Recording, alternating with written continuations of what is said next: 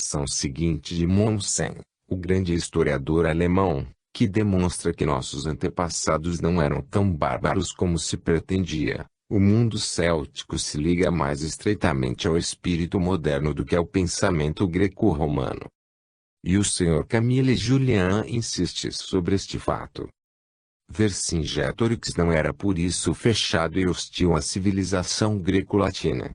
Ele tomou emprestado muitos princípios da guerra científica e aceitou uma certa supremacia intelectual dos dois grandes povos vizinhos. Em uma obra recente chamada L'Initiation de Vercingetorix, 29, o Sr. André Lebel nos forneceu detalhes muito interessantes sobre a educação religiosa e política do jovem chefe arvernense. Inicialmente, ele nos apresenta muitas cenas vivas e coloridas nas quais os nobres chamados Colares de Ouro, responsáveis pela morte trágica de seu tio, entregam-se a esse gênero de intriga que pôs a perder a Gália, zelando com ódio ciumento pelo progresso do jovem varão e temendo represálias. Depois, e a viagem de Vercingetorix, que atravessou as vastas solidões silvestres que separam as tribos, visitando a floresta sagrada dos Carnutos, onde ele participa da grande cerimônia anual, presidida pelo arquidruide e pela grande sacerdotisa da ilha de Sen, e sua visita a Karnak, onde ele cumpre outros ritos. Ali, nas horas do crepúsculo, ele escuta os cantos do bardo, afirmando o Deus Supremo.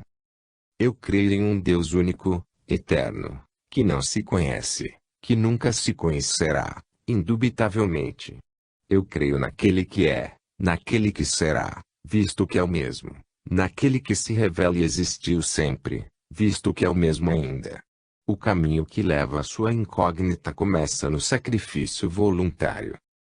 Sob a direção de um druida, guia tutelar e familiar, ele vai obter nos santuários os conhecimentos dessa grande doutrina, a propósito da qual Dom Martim pode dizer que ela não foi tomada emprestada de nenhum outro povo.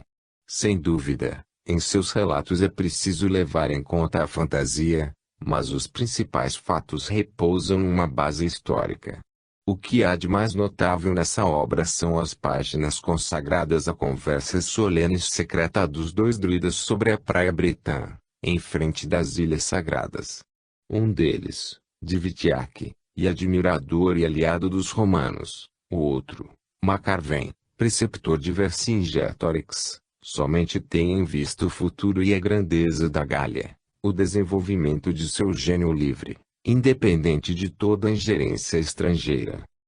Divitiac tinha voltado de uma viagem à Cidade Eterna, deslumbrado pela glória política e pelo esplendor monumental de Roma.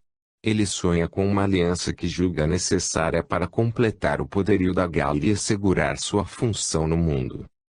Macarvem lembra a seu interlocutor a corrupção, o cepticismo dos romanos, sua rapacidade, sua sede de dominação e, sobretudo, a astúcia e os ardis com os quais eles estão acostumados.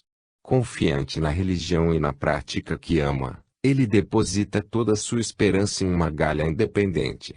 Disse ele a Divitiac: minha fé é mais clara e evidente do que a tua. Para vencer completamente, seria melhor que ela extinguisse as armas manuais, em nome de sua superioridade.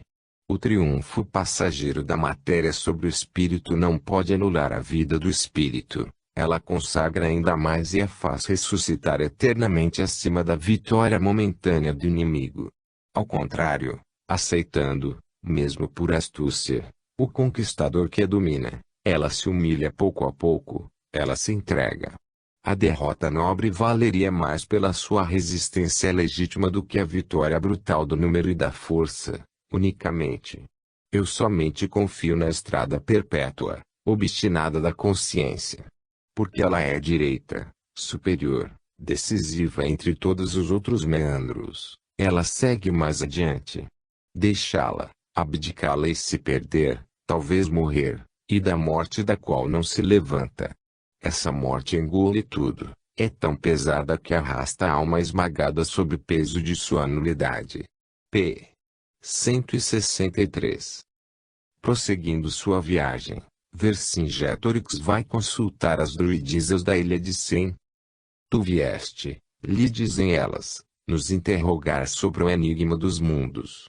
Nós e nossos sacerdotes te respondemos.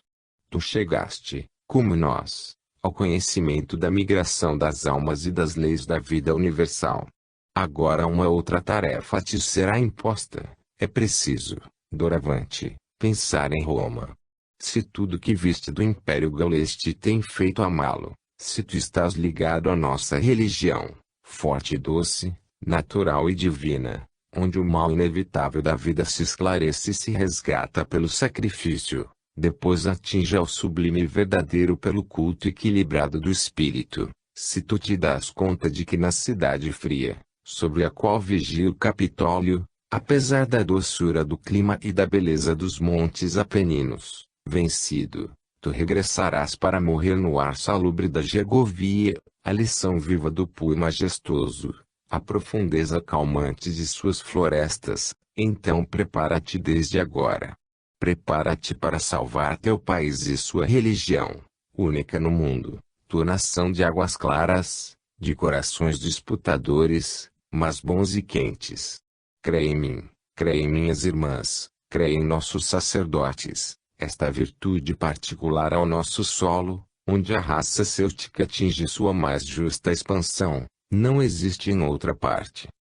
Mais tarde, a grande druidisa conduz o chefe Arvenis sobre o promontório que domina o mar de terror, em frente da ilha sagrada.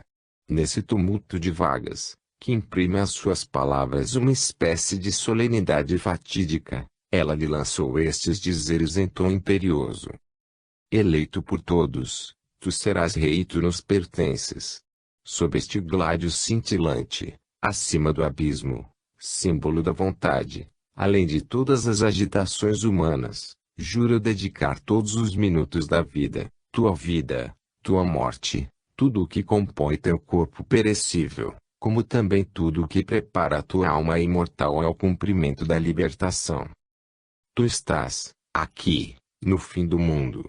Se teu juramento é sincero, os deuses que velam em torno de nós e nas ilhas, nos confins do santuário de todos os santuários, te atenderão.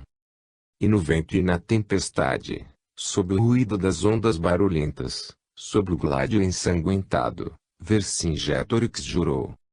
É no ano de 53 a.C. que, dolorosamente influenciado pela situação da Gália, Vercingetorix toma a resolução de se consagrar à salvação de sua nação. César tinha derrotado separadamente os Eburons, os Tréviles, os Senones, depois retornou para a Itália, deixando suas 10 legiões dispersas no norte e no leste. Aproveitando as circunstâncias, Vercingetorix, em pleno inverno, percorreu as tribos preparando uma sublevação geral e, por sua eloquência máscula, reanimou os ardores patrióticos e levantou as coragens abatidas. Uma assembleia solene, de todos os chefes gauleses, teve lugar na floresta sagrada dos Canutos. Ali, sob as bandeiras das tribos, reunidas em aglomerados, os chefes fizeram o juramento de se unirem contra os romanos e proclamaram Vercingetorix como chefe supremo. Eles sonhavam com uma pátria coletiva, com uma grande Gália livre e federada, realização dessa fraternidade céltica, concebida pelos druidas. Vercingetorix tentou introduzir mais ordem e método na organização militar e nos movimentos da armada gaulesa. Ele mostrou tanta habilidade e precisão que provocou este elogio pouco comum de seu inimigo. Ele foi tanto ativo quanto severo no seu comando. Pode-se perguntar onde o grande chefe Arverno, ainda jovem, tinha obtido suas aptidões e seu conhecimento. Parece que a função que se deve atribuir ao mundo invisível na história começa a sair do domínio exclusivo das religiões para penetrar pouco a pouco na ciência. Esta função o Sr. Camille Julien a reconhece, ou melhor, a discerne na vida de seu herói, e a relaciona a outros exemplos célebres, os de Sartori e de Mário, que tiveram suas profetisas, como Civilis teve Veleda. Vercingetorix disse que teve ao seu redor agentes que o colocavam em relação com o céu. Mas o terrível procônsul, ao ser informado da sublevação da Gália, deixou rapidamente Ravenna e, após uma viagem rápida, realizou um ato tido como irrealizável em pleno inverno. Ele atravessou as Cevennes por veredas abruptas, com 30 centímetros de neve, e investiu com sua pequena armada sobre o país arverno, obrigando, assim, Vercingetorix a dirigir suas forças para o sul e a libertar as legiões cercadas. Após esse desvio estratégico, César desceu pelo Vale do Loire e juntou, às pressas, a parte principal das legiões a fim de ser capaz de enfrentar os acontecimentos. Não é surpreendente achar, a 18 séculos de distância, fatos análogos nessa outra existência do mesmo homem de gênio que foi sucessivamente Júlio César e Napoleão Bonaparte. A passagem de Cevennes não teria por complemento aquela do grande Saint Bernard, e o 18 Brumário não lembra a passagem do Rubicão. Alguns meses depois, o cerco de Bourges pelos romanos, heroicamente sustentado pelos seus habitantes, mostrou toda a utilidade das reformas de Vercingetorix. Para devastar a área da armada romana, os bituriges põem fogo, por sua ordem, em 20 de suas vilas.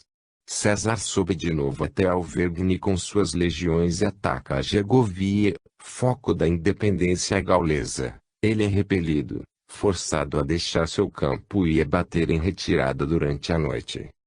O general romano, que não tinha cavalaria, não hesitou em mandar vir de além do Reno, para alistar, bandos de cavaleiros germânicos semi-selvagens.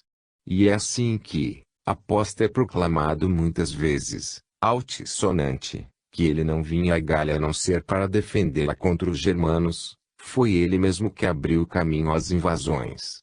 Na Batalha de Dijon, os pesados esquadrões germânicos romperam a cavalaria gaulesa e Vercingetorix, reduzido à sua única infantaria, teve que se refugiar na Alésia. Finalmente, vem o cerco memorável dessa vila pelos romanos, os trabalhos gigantescos das legiões para sitiar o lugar e a chegada da armada de socorro, isto é, quase toda a Gália em armas. Esta armada foi lenta para se reunir. Os chefes se juntaram, de início, em Bibracte, formando um conselho geral, para discutir os planos de Vercingetorix.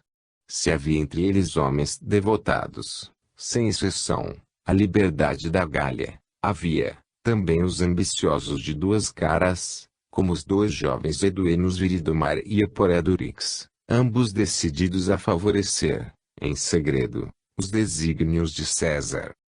Numa luta horrorosa de 3 dias, o impulso furioso dos arvernos desbarata as linhas romanas, mas a traição dos eduanos aniquila seus esforços e a armada gaulesa se dispersa, abandonando os defensores de Alésia à sua própria sorte.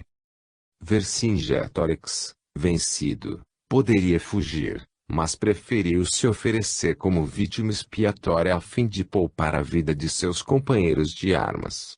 César, estando assentado num tribunal, no meio de seus oficiais, vê as portas da Alésia se abrirem. Um cavaleiro de alta estatura, coberto de uma magnífica armadura, aparece a galope, descreve 3 círculos com seu cavalo ao redor do tribunal e, com ar altivo e grave, joga sua espada aos pés do procônsul. Era o chefe arverno que entregava-se ao seu inimigo. Os romanos, impressionados, se afastaram com respeito, mas César, mostrando a baixeza de seu caráter, prostra-o com injúrias, acorrenta-o, manda-o para Roma e o joga na prisão mamertina, calabouço escuro, com uma única entrada, pela abóbada. Após 6 anos de prisão horrenda, ele foi retirado para figurar como triunfo de César, e daí foi entregue ao carrasco, 46 a.C. Um dia, no correr dos tempos, esses 2 homens se reencontraram servindo a mesma causa, sob o mesmo estandarte.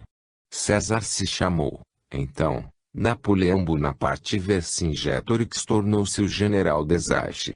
Em Marengo, Quando a batalha parecia perdida para os franceses, Desire chegou na hora exata, com a sua divisão, para salvar seu antigo inimigo, e esta foi toda a sua vingança. Edward Schuré escreveu a respeito de Desire, após ter lembrado seus grandes feitos. Ele foi a modéstia na força, a energia na abnegação. Procurava sempre o segundo lugar, e a isso se conduzia como se fosse o primeiro. Batido mortalmente em Marengo, nesta grande batalha que ganhou para o primeiro cônsul, e temendo que sua morte desencorajasse os seus, disse simplesmente àqueles que o dominavam: não digam nada a eles. Nesses detalhes históricos, não se encontra uma confirmação daquilo que nos têm dito nossos instrutores do espaço sobre a identidade desses dois personagens, Vercingetorix e Desire, animados pelo mesmo espírito no correr dos séculos. Foi assim com César e Napoleão e com muitos outros casos semelhantes. Se o olhar do homem pudesse sondar o passado e reconstituir o elo que une suas vidas sucessivas, muitas surpresas lhe seriam reservadas, porém más lembranças e angústias também viriam se misturar às dificuldades da vida presente e agravá-las. Eis porque o esquecimento lhe é dado durante a passagem do val, isto é, durante a estrada terrestre. Mas no desprendimento corporal, nas horas de sono e, sobretudo, após a morte, o espírito evoluído retome o encadeamento de suas existências passadas, e na lei das causas e efeitos, em vez de vidas isoladas, incoerentes, sem precedentes e sem sequência, ele contempla o conjunto lógico e harmonioso de seu destino. Do mesmo modo que visitei a pé, com um sentimento de respeito, o santuário cêltico da Bretagne, creio dever fazer a peregrinação da Gergovia e da Lésia. Eu escalei as escarpas da Acrópole Arverna e mais tarde subi a inclinação suave que, da estação de Laumes, leva a Lise. Uma neblina fria e penetrante envolvia a planície, enquanto no horizonte o disco avermelhado do sol parecia se esforçar para furar a cerração. Percorrendo as ruas da vila, percebi, com surpresa, uma estátua equestre com esta inscrição: a Jeanne d'Arc, La Bourgogne. Este é, então, um monumento expiatório. Prosseguindo minha ascensão, atingi o planalto onde se ergue a estátua gigantesca do grande antepassado. Ali, solitário, pensei por muito tempo, meditei tristemente em tudo que é preciso, lutas, sangue e lágrimas, para assegurar a evolução humana. A figura grandiosa e nobre de Vercingetorix se liberta da sombra dos tempos como um exemplo sublime de sacrifício e de abnegação. Ele acreditava na pátria gaulesa, no seu futuro, na sua grandeza, e por essa pátria lutou, sofreu e morreu. Ele foi lembrado, na hora suprema, do juramento pronunciado em frente ao céu, no promontório bretão, no seio das vagas furiosas. Ao se oferecer em holocausto para salvar seus companheiros de armas, ele se inspirou também naquilo que lhe tinham ensinado os druidas: é pelo esquecimento de si mesmo, por imolação do em proveito dos outros, que se alcança o Gwynfide. Para a lembrança desses heróis, Gergovia e Alésia tornaram-se, para sempre, os lugares sagrados onde a alma cêltica adora se recolher para meditar e orar. Capítulo 6. Alohain e os Vosges. Joana d'Arc, alma céltica. Por que estas páginas sobre Alohain? Pergunta-se. Esta região, afastada de todos os grandes focos célticos, pode então figurar em sua sequência? Sim, certamente, porque Alohain sempre tem sido o baluarte de defesa do mundo céltico contra os germanos. Demais, deve-se notar que existe uma lacuna em quase todas as obras similares. Fala-se muito da Bretagne e passa-se em silêncio sobre as outras regiões célticas. Ora, para facilitar, na França, o despertar da alma céltica, reconduzi-la às suas tradições, mostrar a altivez de suas origens, é preciso lembrar sua ascendência sobre outras províncias interessadas e desembaraçá-las, assim, dessa influência latina que, desde muitos séculos, dissimula sua própria individualidade. A Lorraine foi, constantemente, o caminho de invasões dos povos vindo do norte atraídos pelos eflúvios das regiões quentes ou temperadas. Desde os primeiros tempos de nossa história, longa seria a lista das hordas estrangeiras que têm pisado seu solo e devastado seus campos. Toda a minha infância foi embalada pelo relato das depredações causadas pelos exércitos inimigos. À sua aproximação, os habitantes das aldeias, levando o que tinham de mais precioso, fugiam para os confins dos bosques onde erguiam as barracas, às pressas. Igualmente, enquanto que, no centro e no oeste, os sítios e as habitações estão disseminados aqui e ali, conforme as necessidades da cultura, é notável de ver, no leste, as populações agrupadas em grandes vilas. As casas isoladas, ali, são raras. De todos esses fluxos e refluxos de exércitos, desses cercos e choques violentos, a Lorraine sofreu mais do que qualquer outra província francesa. Isso motivou um patriotismo ardente que persiste através dos séculos. A cadeia dos Vosges se ergue como uma muralha, da qual o Reno parece ser o fosso. A planície da Alsácia é misturada de elementos gauleses e germânicos, mas por toda parte, as lembranças célticas dominam. O mesmo ocorre em alguns outros pontos da Lorraine. Como um posto avançado cobrindo a linha dos montes, o Odillenberg eleva bem alto, acima dessa planície, seu campo entrincheirado, formado de blocos ciclópicos, enorme recinto que podia servir de refúgio e de defesa a uma tribo inteira com todos os seus recursos em grãos, rações e animais. Sobre duas elevações, ocupadas hoje em dia por duas capelas, se achavam os templos de Esos e de Belena. O Donon, como Puy-de-Dôme, era uma montanha consagrada aos deuses, e sobre quase todos os cumes dos Vosges encontram-se vestígios de altares druídicos.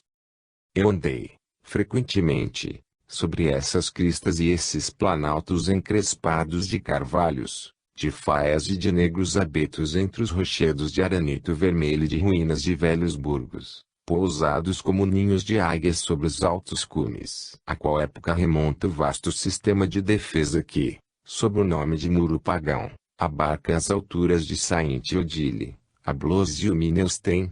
Evidentemente, a época das primeiras invasões germânicas, as quais ele tinha, por finalidade, deter ou retardar. Esses entrincheiramentos pertenciam, portanto, ao período céltico. Maurice Barrès escrevia sobre esse assunto. Nessa montanha, desde o século IV ou III a.C., os celtas tinham construído o muro pagão. Encontram-se sobre esse cume os restos de um oppidum fortaleza, gaulês e provavelmente um colégio sacerdotal druídico. Escreveu, por sua vez, Edouard Thuré. Os tumuli montes de pedras, espécie de túmulos, encontrados no recinto, os menires posados sobre os flancos, os dômes e as pedras de sacrifício que se espalham pelas montanhas e vales ao redor, os nomes de certas localidades, tudo prova que a montanha Saint-Odile foi, nos tempos célticos, a sede de um grande culto. Esse autor, portanto, considera esse prodigioso conjunto de ruínas como os restos de um dos maiores santuários da Gália.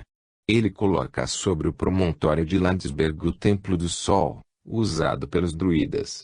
Desse ponto o panorama é imenso, estendendo-se para trás sobre as vastas florestas e vales encaixados que cobrem as vertentes dos Vosges em direção oposta, sobre toda a planície da Alsácia. De longe, a fita prateada do Reno se desenrola, finalmente, no horizonte, por cima das arestas sombrias da Floresta Negra. A vista se estende até os cumes dos Alpes, deslumbrante, sob sua coroa de geleiras. Pode-se notar, como fizemos a propósito da Bretagne, que a maior parte dos grandes santuários cristãos foram adaptados, poder-se-ia dizer, foram enxertados sobre cultos anteriores. Nos terrenos consagrados pelos druidas durante séculos foi construído, mais tarde, o mosteiro de Saint-Odile, padroeira da Alsácia. Apesar da mudança de religião, desde 2000 anos, longas filas de peregrinos se encaminhavam para a Montanha do Sol, para lhe procurar um socorro moral. Sob nomes e fórmulas variadas, sua fé, suas orações a ela os atraíam e nela acumulavam essas forças psíquicas das quais a ciência começa apenas a medir a potência e a extensão. Eles criavam, assim, um ambiente fluídico e magnético que permitia ao mundo invisível se reaproximar do mundo terrestre e agir sobre ele. Daí, essas manifestações e principalmente essas curas maravilhosas que se produziram nos lugares sagrados de todos os tempos, de todos os países e de todas as religiões. No seio desses sítios grandiosos, o pensamento se eleva com mais força, comunga com mais intensidade com o além superior, porque Deus está por toda parte onde a natureza fala ao coração do homem. Quando um tremor passa sobre as massas de verde e faz ondular o cume das grandes árvores da floresta, quando a voz das torrentes e das cascatas se eleva do fundo dos vales, a alma iniciada compreende melhor a beleza eterna, a suprema harmonia das coisas, e vibra em uníssono com a vida universal. É o que eu senti não somente sobre as alturas de Saint-Odile, mas também sobre a maior parte dos cumes dos Vosges e, notadamente, sobre o Aneque, de onde a vista engloba toda a planície até o Reno, até os Alpes longínquos. Dia virá em que os homens, afastando-se das velhas formas religiosas, se unirão em um pensamento comum de adoração e de amor. Como no tempo dos druidas, a natureza retornará ao templo augusto, será então a religião do espírito, consciente dele mesmo e de seu destino, que é o de evoluir de vidas em vidas, de mundos em mundos em direção ao foco eterno de toda a luz, de toda a sabedoria, de toda a verdade. E assim será fundada a unidade religiosa da terra e do espaço, de duas humanidades, visível e invisível. Os altos vales da Meurthe, da Moselle e da Vologne possuem ainda numerosos monumentos megalíticos, menires e dolmens. Segundo Charton, o altar achado em Lamerey, os túmulos de Bouzemont, de Dom Martin-les-Remiremont, de Martigny são antiguidades célticas. O Vale da Jol, os arredores de Darney recordam lembranças do mesmo tipo.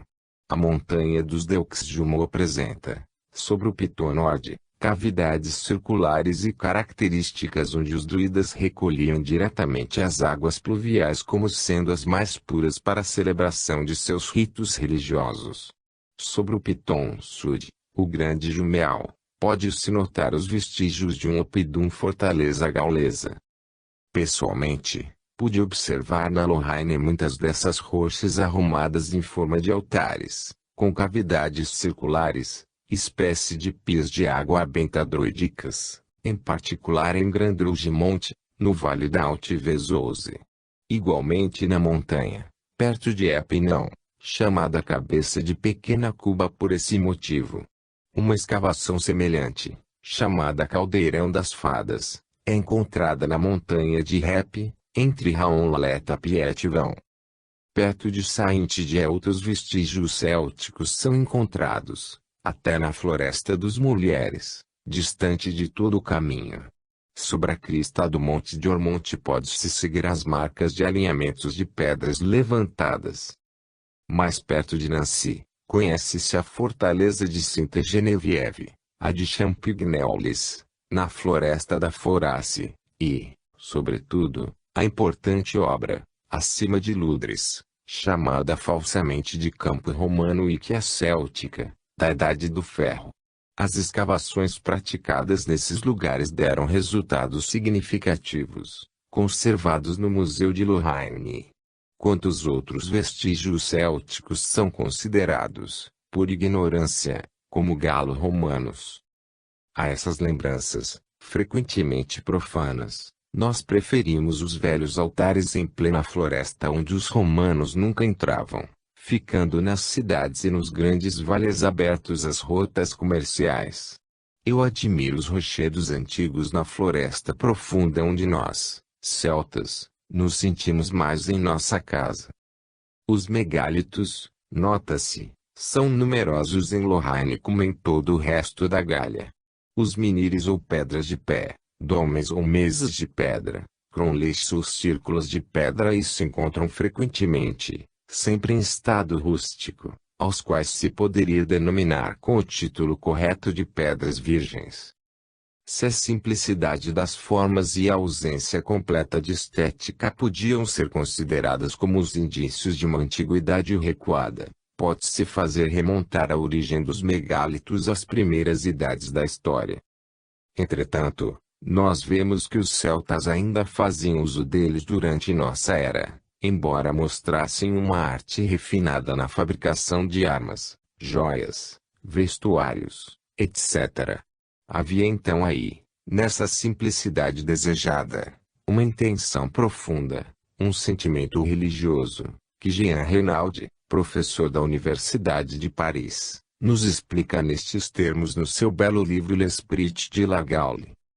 Não se pode achar uma outra origem para esta arquitetura primitiva a não ser no respeito supersticioso de que os primeiros homens deviam sentir-se penetrados para com a majestade da terra.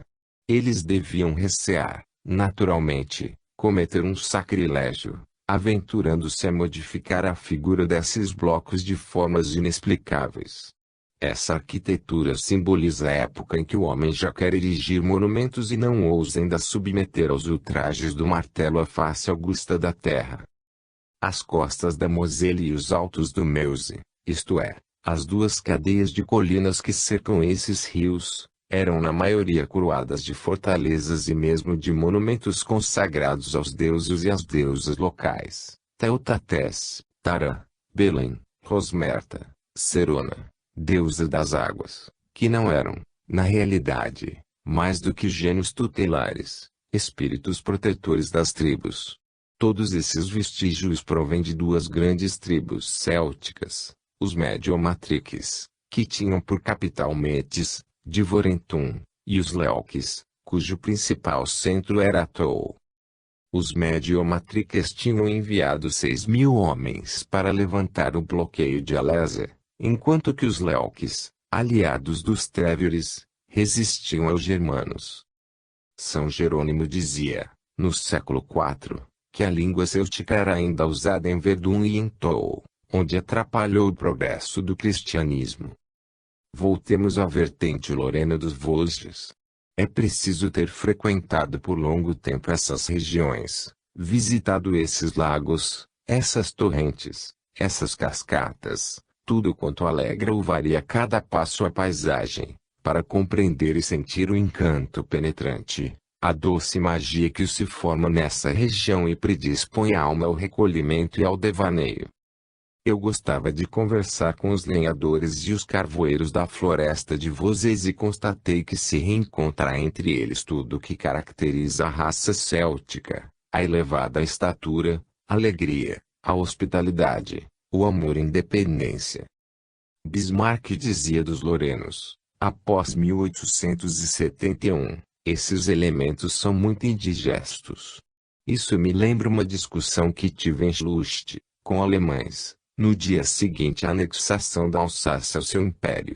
Como a disputa se inflamou e eu era o único francês, fiquei surpreso ao ver, de repente, saírem do bosque homens de alta estatura, com as faces negras. Eram os carvoeiros lorenos que tinham ouvido tudo e vinham, no momento oportuno, prestar-me ajuda. Mas é sobretudo o Vale do Meuse que faz voltar minhas lembranças e afetos. Minha cidade natal, o lugar de meu último nascimento, está separada de Valcoleus por uma floresta. Minhas excursões a Domremy e os seus arredores são incontáveis. Uma atração poderosa me reconduz a ela. A colina de Bermonte, com seus bosques densos, suas fontes sagradas, a velha capela onde Joana d'Arc ia sempre orar, conservou todo o seu encanto poético.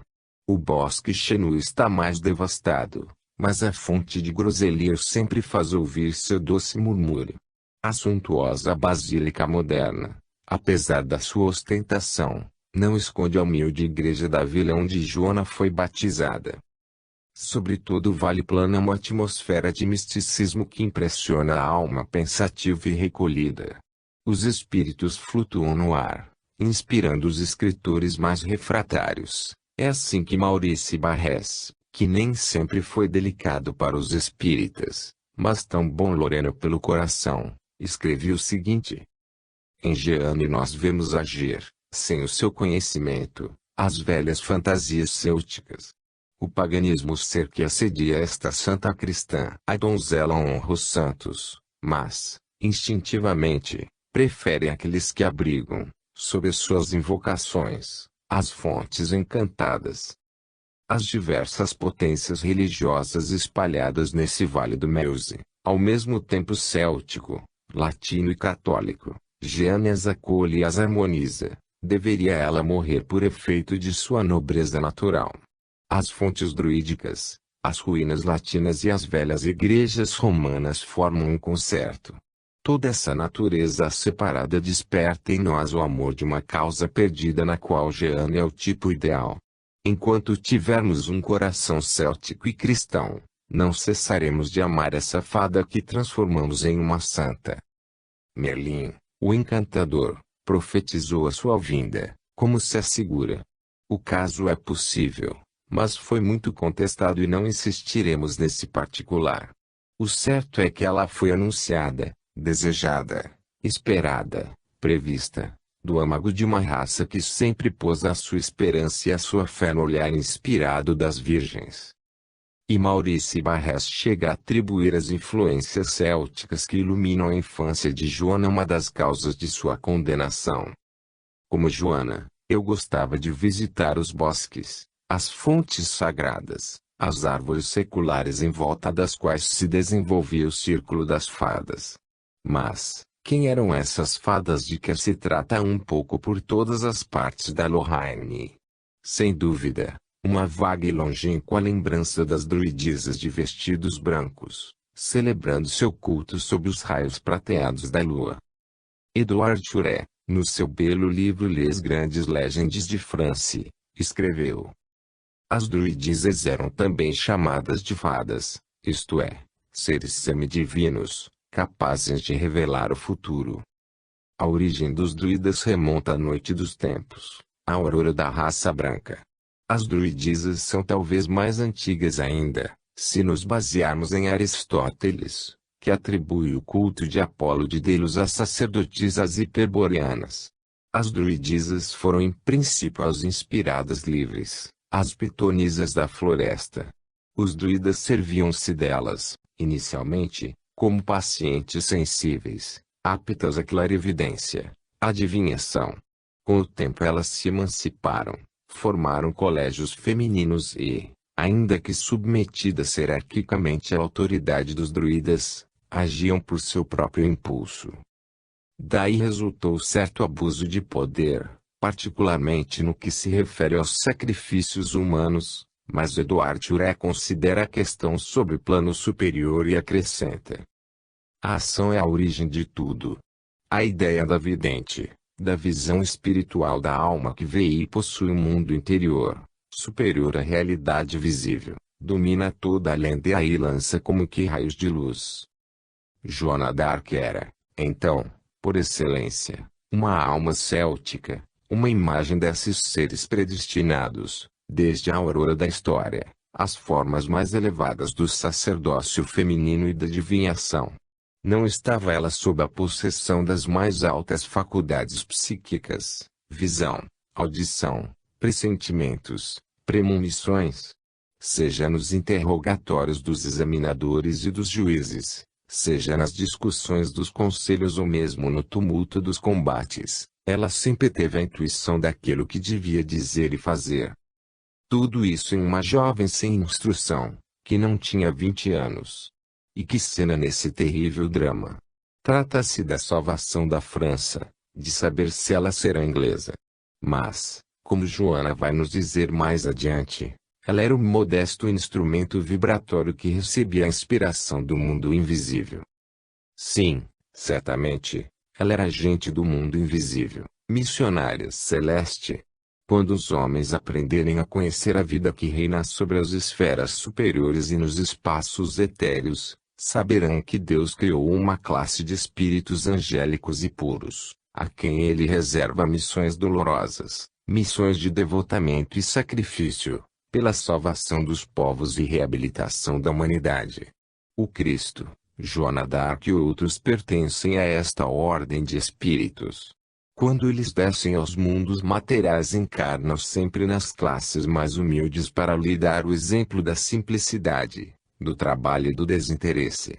Houve exceção para Buda, nascido em berço de ouro, e que mais tarde abandonou seu palácio e sua esposa, para penetrar na selva. Maomé também, no início, era um obscuro cameleiro. Todos esses missionários são fáceis de se reconhecer pelos eflúvios possantes que deles emanam e que impressionam as multidões.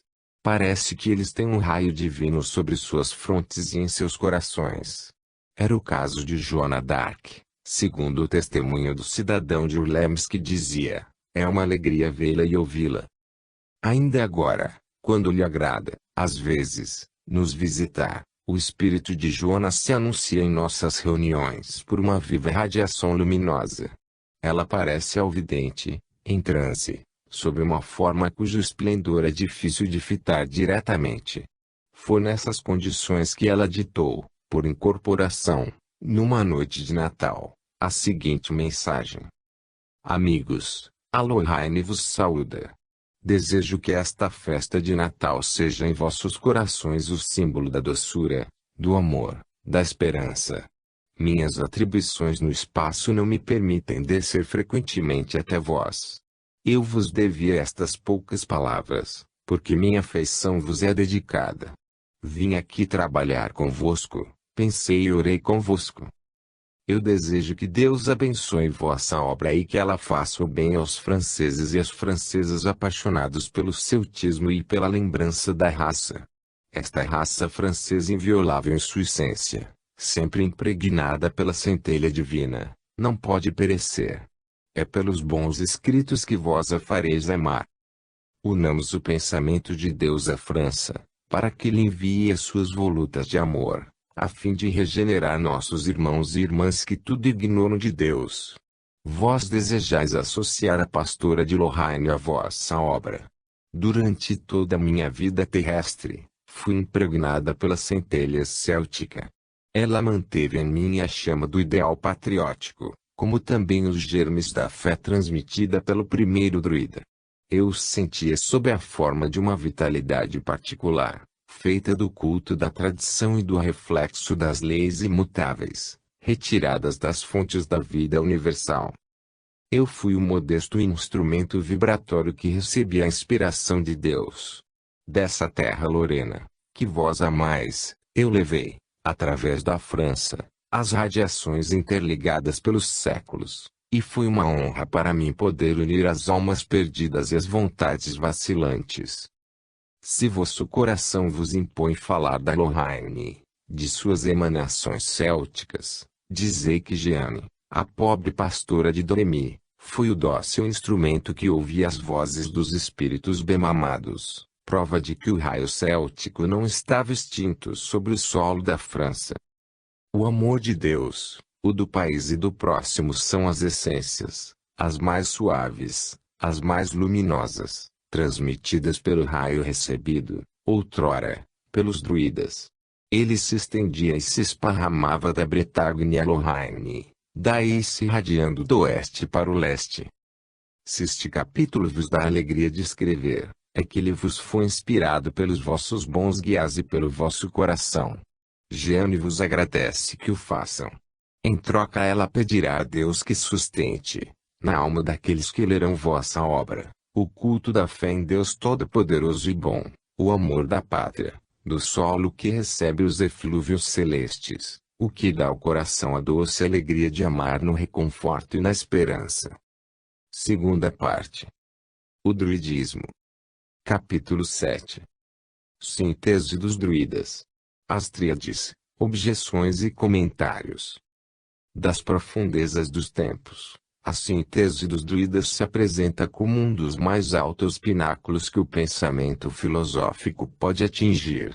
Ainda que ensinada de modo secreto, ela se traduzia bem claramente nos propósitos e nos atos dos iniciados gauleses e, sobretudo, nos cantos bárdicos, para provocar entre os autores gregos e latinos sentimentos de admiração e respeito. Com efeito, Aristóteles não escreveu no seu livro Mágica que a filosofia nasceu com os celtas e que antes de ser conhecida na Grécia ela foi cultivada entre os gauleses, por aqueles que se chamavam druidas e cenoteus. Este último termo, para os gregos, significava adoradores de Deus. Diodoro de Sicília dizia que havia, entre os gauleses, filósofos e teólogos julgados dignos das maiores honras. Etienne de Bizâncio, Suídas e Sotion conferem igualmente aos druidas o título de filósofos. Diógenes de Laerte e Polistor sustentavam que a filosofia tinha existido fora da Grécia antes de aparecer nas suas escolas, e citavam como prova os druidas, que agiam como se fossem predecessores dos filósofos propriamente ditos. Lucano chega a afirmar que os druidas eram os únicos que conheciam a verdadeira natureza dos deuses.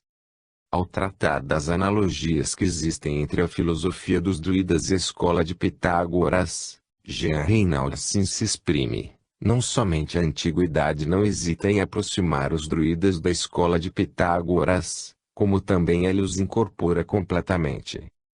Jámblico, na sua obra A Vida de Pitágoras, nos ensina que o filósofo era instruído entre os celtas. Polistor, que é uma das maiores autoridades históricas sobre os povos antigos, informa no seu livro Símbolos que Pitágoras tinha entrado em contato com os druidas e com os brahmanes. São Clemente, que nos transmitiu a opinião desse historiador, aceitava isso sem dificuldades, tanto é que ele a julgava justificada pela semelhança das doutrinas druídica e pitagórica. Valério Máximo declara que os gauleses com suas bragas, calções, pensavam a mesma coisa que o filósofo Pitágoras com sua manta. No primeiro lugar da lista dos autores latinos, encontramos o próprio César, este grande inimigo de nossa raça. Apesar de sua intenção evidente de se realçar aos olhos da posteridade, apesar do espírito de difamação que o inspirava, não foi ele quem, em seus comentários da Guerra das Gálias, 46 afirmou que os druidas ensinavam muito das coisas do universo e de suas leis, sobre as formas, as dimensões da Terra e o movimento dos astros, sobre o destino das almas, seus renascimentos em outros corpos humanos. Horácio, Florus e muitos outros escritores, sabe-se, testemunharam a alta ciência e a filosofia dos druidas, a profundeza dos seus ensinos. Lembramos também as opiniões dos escritores cristãos desses tempos, Cirilo, Clemente de Alexandria, Orígenes e certos sacerdotes da Igreja que distinguem, com cuidado, os druidas das multidões dos idólatras e lhes atribuem também a qualidade de filósofos. É por todos esses motivos que as tríades, que são um resumo da síntese dos druidas, nos aparecem como um monumento digno de toda nossa atenção e não como uma obra imaginária, como a consideram tantos críticos superficiais. O druidismo, como todas as grandes doutrinas, tinha duas facetas, dois aspectos. Exterior, cheio de figuras, imagens e símbolos, era a religião popular ao alcance das multidões. A outra, profunda e oculta, era a doutrina reveladora das altas verdades e das leis superiores, reservada àqueles cujo grau de evolução os tornava aptos a compreender e apreciar a sua beleza. Assim, essa doutrina se religa às outras grandes revelações, budista e cristã, todas provenientes, na sua essência, de uma mesma fonte única e grandiosa. Nos países célticos, ela não era transcrita em língua vulgar, porque isso a tornaria conhecida por todos. Entretanto, os druidas possuíam uma escrita simbólica vegetal, chamada escritura Ogum, que eles usavam, e cuja solução somente os iniciados possuíam. Há resquícios desse fato na Irlanda e no país de Gales. O ensino era, sobretudo, oral, transmitido de boca em boca, sob a forma de estrofes, em versos inumeráveis, e foi mais tarde popularizada pelos bardos que eram iniciados. Na época em que as tríades tomaram a forma de escrita, o cristianismo tinha penetrado na Gália. É possível, como supõem certos críticos, que sua redação tenha sofrido a influência dele em alguns pontos. No seu conjunto, essa obra-prima não esconde sua originalidade potente, principalmente na tabela que oferece do progresso vital, desde o fundo do abismo, Anolfim, até as alturas sublimes do Gwynfryd. O cristianismo emudeceu sobre essa evolução dos seres inferiores, especialmente no que se refere à vida rudimentar em todos os graus abaixo do homem, e isso é uma lacuna enorme na explicação das leis da vida. Censura-se que as tríades não tenham sido traduzidas e publicadas em francês, a não ser durante o último século. Isto nada prova contra sua antiguidade e demonstra somente a indiferença dos franceses a respeito de nossas reais origens, pois não é verdade que sejamos latinos. Nós compreendemos que se seja apaixonado, entre nós, pela magnífica afloração da literatura e da arte greco-latina, que muito contribuiu para suavizar a aspereza dos celtas, sem os alterar. Nós reconhecemos a parte, grande e legítima, que lhes pertence na constituição de nossa língua, apesar de esta conter ainda muitos elementos célticos. Mas essas não são razões para negar nossos antepassados, que eram melhores do que os gregos e os romanos e sabiam mais no que se refere ao que há de mais essencial a conhecer, aqui embaixo, as altas leis espirituais e os verdadeiros destinos do ser. Enquanto se dá toda a importância merecida às tradições gregas e latinas, pode-se pasmar da incúria universitária quanto aos textos célticos. Nos cursos que seguimos no Colégio de França e na Sorbonne, os senhores Darbois de Jubainville e Gaidos se queixavam amargamente da necessidade de se acompanhar suas explicações em livros alemães, reproduzindo o original celta, por não haver obras francesas, enquanto que existem traduções inglesas das tríades e de cantos bárdicos há mais de 1000 anos. A penúria de documentos poderia bem ser uma penúria de iniciativa e de boa vontade. As tríades, por sua profunda originalidade, por seu contraste chocante com todas as formas de paganismo, trazem em si mesmas sua garantia de autenticidade. Deplora-se sempre, com razão, a destruição da Biblioteca de Alexandria, queimada por ordem do califa Omar, e a perda de tantos documentos preciosos relativos à antiguidade oriental. Mas porque os críticos passam sob silêncio um evento paralelo, qual seja a destruição, por ordem de Cromwell, da Biblioteca Céltica, fundada pelo Conde de Pembroke, no Castelo de Raglan, país de Gales, e tão rica em manuscritos relacionados com a época bárdica. Quanto às analogias constatadas entre a doutrina dos druidas, a dos brahmanes e a pitagórica, a explicação que a elas se dá pelas viagens de Pitágoras nas Gálias e na Índia, nos parece pouco verossímil naquelas épocas distantes onde os deslocamentos apresentavam tantas dificuldades. É mais simples, mais lógico, atribuir essas semelhanças às revelações idênticas que provêm do mundo invisível. De fato, Pitágoras tinha sua médium, Teuclea, que ele esposou na velhice. Os druidas possuíam seus videntes, suas profetisas, e recebiam inspirações, como afirma Allan Kardec.